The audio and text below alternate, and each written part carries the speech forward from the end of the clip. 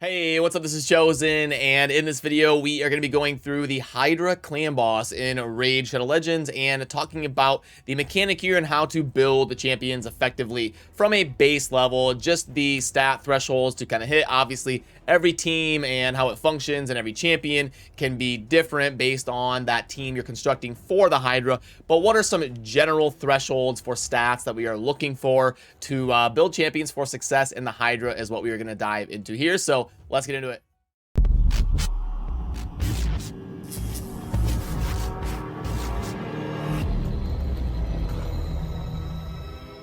Alrighty, so I'm going to pull up an article that I wrote about this on the website we're doing, which I'll link to down below. If you ever want to pull this up and come back to this information, it'll be right there for you. But what we got here is the Hydra is a new clan boss that was added to Raid Shadow Legends well after the game had already been out for a very long time, designed to be very tough content that can challenge even players who've been playing for years already, which is true. They were trying to come up with a game mode that would challenge some of your more end game accounts, which is why the mode can feel very daunting for newer players because they're used to being able to at least dive into the clan boss, or I always call it the clan boss. There's actually two clan bosses now.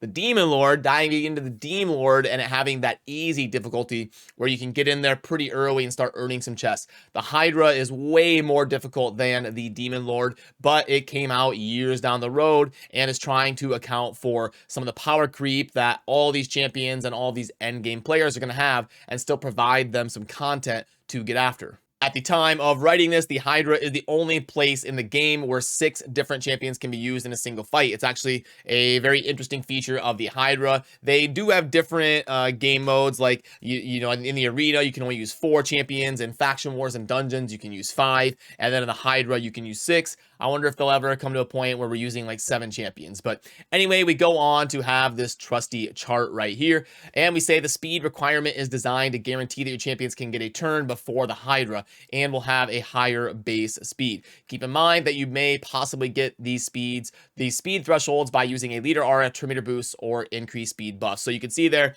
normal, hard, brutal, and nightmare, the 211, 221, 231, and 251. So that's actually to go faster than the Hydra. So normal is at 210 for the fastest head you're going to face. Hard is 220, and so on and so forth. Then we've got the accuracy requirement is only relevant for those champions who will be needing to place debuffs, can also be increased by leader aura, increased accuracy buff, and all of that. So when I put this together, I looked at what is the highest requirement you're going to need, because that's what we need to know in order to be consistent. So sometimes you only need like 125 accuracy on normal or whatever, but a lot of times you're going to need more than that because the different heads are going to have different resistances. So we're kind of trying to build a threshold for you just to kind of go by and break everything down to one number. The resistance requirement can be handy for any and all champions, but can be very tough to hit the threshold on champions who also need accuracy. The way that the debuff system works in the game is designed to favor accuracy,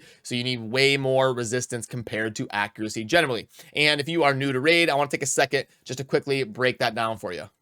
So let's pull up the accuracy resistance compare, part of the tool that Farbstoff has designed on his RSL helper tool, which I have covered here on the channel, and I plan on doing a video or article on that soon here so that you always understand what is going on with Farbstoff's tool and where to download it and all of that. But we do have the accuracy and resistance compare. Sorry if it's not super HD, I kind of zoomed in on it to make it a little bit easier to see. But if you've got a champion, or let's say that there is a Hydra head with 200 resistance.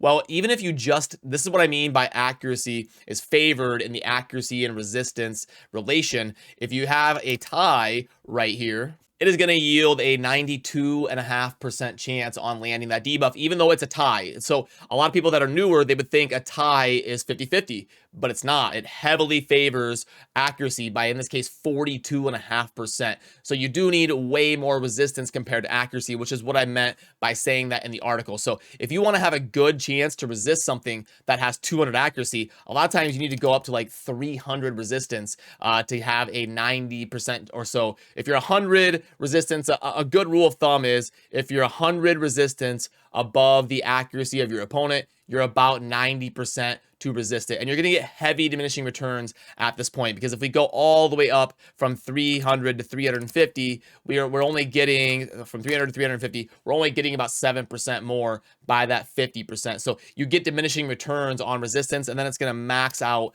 at 97%. So even if you have 1,000 resistance, you're going to be capped at that 97% resist rate. There's always that 3% buffer on either side where you'll have a chance to land or a chance to resist, no matter what the accuracy and resistances are. Then it continues, just like the other ones, resistance can be increased by a leader aura, increased resistance buff, or be rendered mostly unnecessary if you are able to keep your entire team under a block of debuffs permanently. And then concludes with Hydra is extremely difficult, so do not feel bad if you are struggling there, because even very endgame players struggle versus the Hydra very often. Just slowly work towards keeping these thresholds in mind when building champions to use in the game mode, and eventually you'll be earning those Hydra chests. So how it ends up breaking down in total for the different stat requirements, if you're diving into normal, obviously you want to get as much speed as possible, especially for your turn meter boosters and your speed boosters and stuff like that. But you'll need to hit at least the 211 on a consistent basis with everything considered to make sure you're going at a faster rotation than the Hydra and getting a turn in on turn 1 before the Hydra goes. Then you're also going to want somewhere between, 150 and 200 accuracy. Once you get over that on normal, you're going to get massive diminishing returns. That's why there isn't just the plus sign like speed when it comes to accuracy, because we're going to cap out at that 97% chance to land. So on normal, we don't really need to go over 200 accuracy or 425 resistance. And then on hard, 250 accuracy is plenty, and 500 resistance is plenty. Then on brutal, 315 accuracy, 530 resistance. And then on nightmare, 400 accuracy and 550 resistance. So this means in general for the Hydra, if you're building champions for that game mode, you're never going to really need more than 400 accuracy or 550 resistance. You don't need to be building champions with 650 accuracy or something. You're getting massive diminishing returns, and you're still going to hit that 97% cap no matter what once you get to these requirements needed for success in the Hydra. Which, by the way, I do need to get added to the article of what is the max chest and what damage threshold you need to get to make that happen, but I at least want it in the video. The max chest is going to be 6.66 million for normal. On hard, it is going to be 20.4. On brutal, it is going to be 29.4. And then on nightmare, it's going to be 36.6 to get the max chest reward when you are trying to slam your keys into that difficulty. So just a quick video here to help you out when you're putting champions together for these difficulties. And again, I will link to that down below if you want to be able to pull that up and take a look whenever you would like. But I know that's one of the most important things to kind of keep in your head is, wait, what speed do I need for hard? What was the accuracy and the resistances I need on these champions I'm building for the Hydra? So hopefully that's going to help you out to have it laid out there. And obviously there needs to be dedicated videos going into specific teams and specific play styles, what buffs and what debuffs and all of that. The Hydra is an endless resource of theory crafting and guidance for players, because there's different heads and there's RNG and there's all these new mechanics that don't exist anywhere in the game. 6 champions instead of 5. It is really a very special and different game mode. So it is difficult to give generalized advice, but I was just trying to show you the stats required when putting together champions as like a starting point for building a team. So let me know what you think down below, and remember to subscribe on your way out if you enjoy daily Raid Shadow Legends content coming your way. That'll do it for me on this one. As always, thanks for watching. Have a good rest of your day. Peace.